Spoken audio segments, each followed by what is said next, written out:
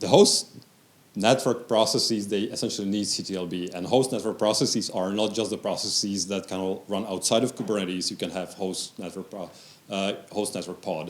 Like Calico nodes essentially run as a host network pods. The problem it is because there's no way for us to kind of hook these packets before it gets through routing and all that. What if there was a default row, that would be great. We would hook it at some device, but what if there is not, or what if it goes to a device which we don't handle? So what we've introduced in, I think also in 3.26, is a wet pair that allow us to hook those packets.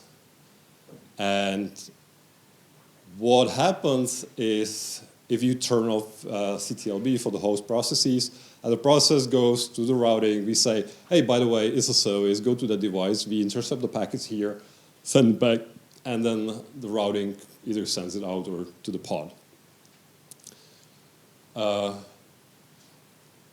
Since the inception, we were able to disable load balancing.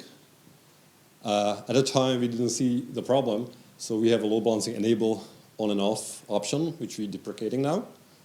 And we replaced it with load balancing you can choose for enable, disable, or enable it just for TCP, because that way we avoid the problem with UDP.